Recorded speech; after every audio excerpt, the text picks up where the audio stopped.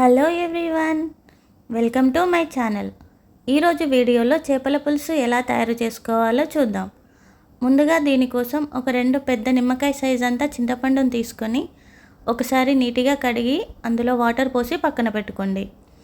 ఇప్పుడు నేను 2 kgs fish తీసుకున్నాను. ఇప్పుడు స్టవ్ ఆన్ చేసి ప్యాన్ పెట్టి ప్యాన్ హీట్ ఎక్కాక అందులో 5 to 6 table spoons of oil వేసుకోండి. ఆయిల్ హీట్ ఎక్కాక అందులో 1 టీ స్పూన్ జీలకర్ర, 1 టీ స్పూన్ ఆవాలు, ఒక మీడియం సైజ్ చిన్నగా తరిగిన 3 ఆనియన్స్ని ఇందులో వేసుకొని ఒకసారి బాగా కలపండి. అలాగే 4 to 5 పచ్చిమిర్చిని కూడా వేసుకొని ఒకసారి బాగా కలపండి. ఇవి కాస్త మగ్గాక ఇందులో కాస్త మెంతి ఆకు, కాస్త ఉల్లాకు వేసుకొని మొత్తాన్ని ఒకసారి బాగా కలపండి. ఇవి మగ్గిన తర్వాత ఇందులో 1.5 టేబుల్ స్పూన్స్ అల్లం వెల్లుల్లి పేస్ట్ వేసి పచ్చివాసన పోయేంత వరకు వేగనివ్వండి. తర్వాత ఇందులో 1 టీ స్పూన్ పసుపు, 1.5 టేబుల్ స్పూన్ పచ్చి ధనియా పౌడర్ వేసి ఒకసారి బాగా కలపండి. ఇప్పుడు ఇందులో 2 టేబుల్ స్పూన్స్ ఆఫ్ కారం, 2 టీ స్పూన్స్ ఆఫ్ సాల్ట్ వేసుకొని మొత్తాన్ని ఒకసారి బాగా కలపండి. ఉప్పు కారం మీ రుచికి తగ్గట్టుగా వేసుకోండి. ఇప్పుడు మనం ముందుగా నానబెట్టి పక్కన పెట్టుకున్న చింతపండు రసాన్ని ఇందులో వేసుకోండి.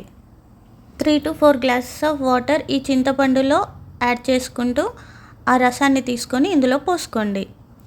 ఇప్పుడు ఈ విధంగా మరుగుతున్నప్పుడు ఇందులో మీకు ఒకవేళ పులుపు ఎక్కువ అనిపిస్తే కొన్ని వాటర్ యాడ్ చేసుకోండి. అలాగే ఉప్పు కారం కూడా ఒకసారి చూసుకొని వేసుకోండి. ఇలా మరుగుతున్నప్పుడే ఇందులో 1.5 టీ స్పూన్ జీలకర్ర మెంతుల పౌడర్ వేసుకోండి. తర్వాత ఇందులో మనం ముందుగా క్లీన్ చేసి పెట్టుకున్న ఫిష్ని ఒక్కొక్కటిగా ఇందులో వేసుకోండి. తర్వాత ఈ ఫిష్ వేసిన తర్వాత మనం స్పూన్తో దీన్ని కలపకూడదు. ఇలా కలపడం వల్ల ముక్కలు అనేవి విరిగిపోతాయి. 2 క్లాత్స్ పట్టుకొని గిన్నెని 2 వైపులా పట్టుకుంటూ నేను వీడియోలో చూపిస్తున్నట్టు కలిపి మూత పెట్టేసి ఒక 20 minutes వరకు మీడియం ఫ్లేమ్లో ఉడకనివ్వండి.